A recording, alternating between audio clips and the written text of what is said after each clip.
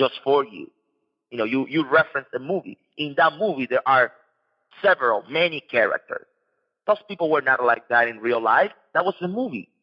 So many of us try to live like we are in a movie. We try to portray a character, but in private, then a real character comes up, right?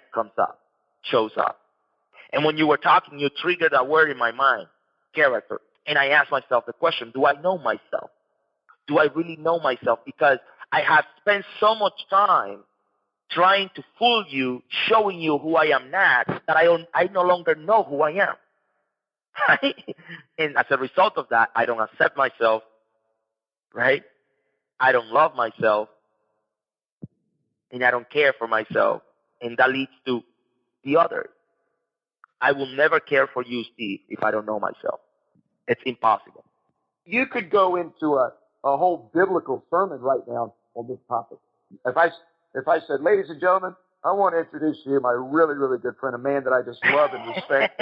and I want to tell you that this man has left Boston, Massachusetts area, and he outgrew the community. He knew that the Lord had picked him to do things that were larger than just stay in that one community. And he has traveled all the way to Texas, and his mission down there is to learn much that is there for him to learn from the people that are some of the most acclaimed spiritual leaders of our time. He's going to be down there meeting some of the great pastors in our country, and he is going to be around them and to learn them, because he recognizes that he has a gift that the Lord has given him. And I always come the last week back to the parable of the talents. You know, that is so simple to just hone right in on it.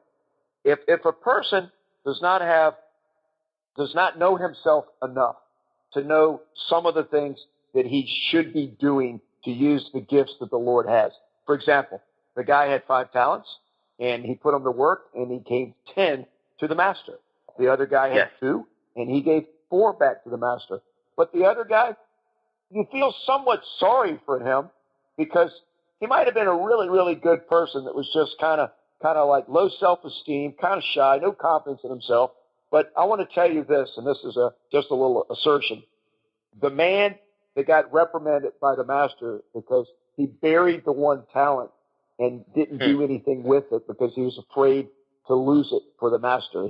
The master had entrusted that 1 talent with him, and he was so weak in his own mind for who he was and what he could do that he said, I respect my master, and I don't want to lose his talent. When he gets back, I'm going to put it away so that whatever else happens, he's going to still have that 1 talent.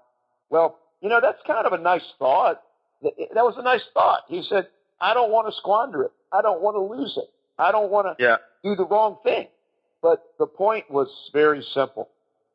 The master said, you didn't do anything with what you had been given. And so here's my point, though.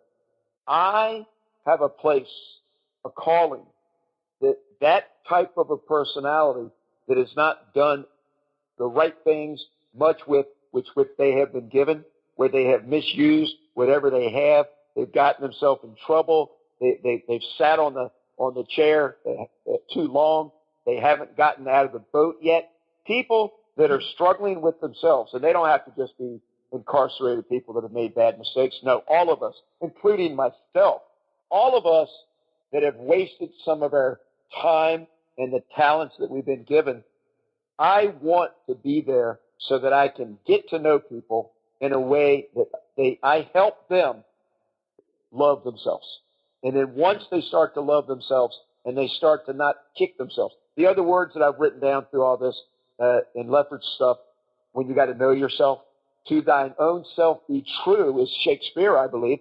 But the thing with that is, that's kind of true. But let me tell you, if you are an uneducated person who has too much ego and too much self-confidence, and you think you're right all the time, and you're not learning new things, and you haven't submitted yourself yet to the authority of the Lord or to others that are teachers that are well-respected people, then you are holding yourself back. The guy that had the 1 talent, the guy with the 1 talent, he's got a lot of potential, but he has got low self-esteem. I'm looking at the diagram in my mind right now. That guy has so much potential that he's not tapping into. Why? Because he doesn't trust himself. He doesn't trust others to learn from. He's confused, and therefore he's just not doing much with his life. And you know what he's going to be doing? He's going to be playing ping pong with himself for the rest of his life until he meets some people that he can respect and trust. Very quickly on that, Steve, did you know if you were to translate one talent to today's money, we're talking about roughly $1 million. Yeah, it's been a couple thousand years since it happened. So it is not like he'd have no money at all or no talent at all. Like when what he had was not the same amount as the 5 and 2, right? But he had a substantial amount of resources. You know, I want to say one thing. In today's world, if we take 3 people, we take a person that's very well educated, knew his opportunity that he was going to be having because of his education, and he knew that while he was in college, he was working toward a long-term life plan. I was much like that. I've shared it before. You know, when I was in college, I knew I was going to be an accountant. I mean, I went to college to be an accountant. And I knew that I was going to have good success. I had success as I started college. I came into it knowing that I had a bright future in front of me. So I played around too much. Much because I said, well, when I get my career going, I'm going to be like the typical profile. I'm going to be married with kids and have a career job, but I'm not going to have much time. I'll go 2 weeks, 3 weeks, 4 weeks, 6 weeks vacation maybe, but I'm going to be kind of geared toward a label and a lifestyle. And so I said, but I don't want to be like that. I want to learn what I'm going to learn to be able to help change the world. And I wanted to be an elementary school teacher. But then the conflict was, well, but there's not any money in that. And so I can be a good do-gooder without money. What I want to tell you is this. We take another person that did not seek education, that was a good, honest, hard-working person that never even, they went into the construction world, but they never developed the skill. I'll give you a quick example that comes to mind. I've used this many, many times, and I haven't thought of it in a couple of years, but I'm glad that I remember it now. If you're going to be working 8 or 10 hours a day to support your family and make money, you should maximize your earning potential, because here's the best example. A guy is on a construction site, and he is a brick mason, making $65 an hour. And when he was young, he was a laborer. And he toted the mortar and the brick and put it on the scaffolding for the man that's up there. So you get these high school dropouts or people that don't pursue education that are good, honest people. I'll paint their picture that they're respectful. They go to church. But they never got an education, but they never got shown how to be more than what they thought they could be. And so this particular person that I'm telling you, he becomes a laborer on a construction site, and he totes the mortar. And he takes it up there, and he's got a wheelbarrow, and he's up on scaffolding, and he takes it down, and there's this guy that's about 46 years old, and he's sitting on a bucket upside down, and he's got a pile of brick, and he's got a pile of a block or brick, and he's got buckets of mortar, and he's sitting there with his lunch pail, and he's taking a break for 15 minutes up there, 3rd story scaffolding, eating his lunch out of his pail. And he turns to the laborer and he says, "Hey, hurry up. I'm going to be running out of block in about another half hour, and we don't want to slow this job down. So hurry up and get down there and bring me up a couple more loads of block." And the guy gets kind of like, okay. So he goes down and he fills up the wheelbarrow and he hoists it up to the top in the buckets and whatever. But here's the thing. That guy's making $9 an hour. And at the end of the day, he's made 8 times 9, $72. The guy that's making $65 an hour, he's made over $500. And so, but at the end of the day, the guy that only made, $72, he goes out to fast food and drinks a couple beers and starts another day tomorrow. And the guy that made $500, he goes home and he's got a house, and he's got a family, and he's got a savings account, and he's got good hygiene. He's got a good lifestyle. But here's the question.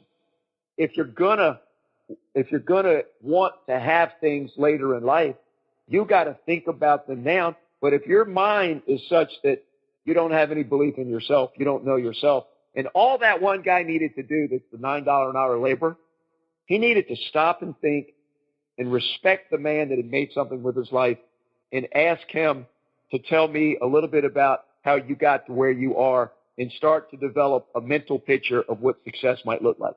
And so, and he's going to feel so much better about himself, because I'll tell you one truth in life.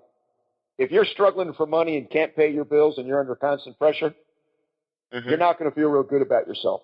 But if you know absolutely not. No, and that's what I center in. That's my claim to fame, by the way, is that's where I get in on people that are having a struggle. I just say, hey, let's get on top of that one aspect of your life so that you can at least see what you can be and develop your potential and get a plan and go there and be successful in what you want. But I started off with the talents, and I'm going to finish it really quick and throw it back at you. If a person is making $35,000 a year and they're 35 years old, and another person got a lot more education and got into the business world or whatever the deal is, and they're also 35, but they're making $135,000 a year as a professional. I'm going to tell you this right now. I have no more respect whatsoever because of the material wealth that other person has got over the person who's not got it. I'm looking at this. Is the person that's making the $35,000, is he honest? Is he fearful of the Lord? Does he respect other people? Or is he the $135,000 guy who's stepping on people's backs to get to the top, and he's lying and cheating, and he's not home with his kids? The point is this: your economic circumstances do not define who you are, but the one thing that I'm suggesting is that as long as you have a peace and contentment and integrity, and the word that you brought, it's called character. If you've got character, it's not about your money, it's not about your income. But if you're troubled by your lack of income and it's causing you to feel low about yourself, then figure that one out. Better yourself. Do something about it. Because ultimately what we want to do is find a place in this world where we feel close to the Lord, good about ourselves, and are in a position to love and help other people. Absolutely. Absolutely. And Steve, we have different, when we think about character, and we're talking about here love, right? Loving ourselves. That's the center of our conversation. But the thing is, love covers so much that we can go in any direction.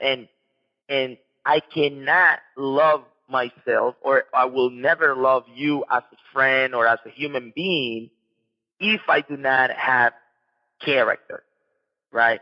And if you're talking about this example, a person making a certain amount of money over another person, what's going on in your life that is preventing you from going forward and doing, bigger and better things?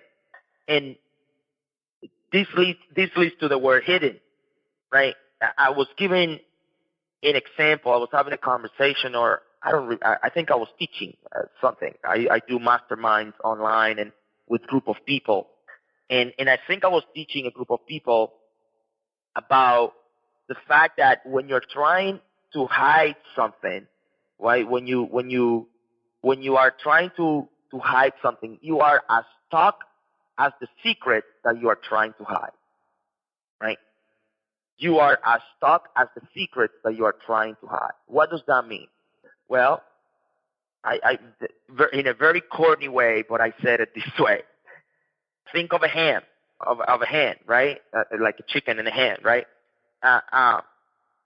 When the hen is warming the egg, right? It cannot leave the nest. It's hiding the eggs right there under. It's hiding. My first interruption of the day. That is a mental image that I was building as you spoke. That was beautiful. Okay.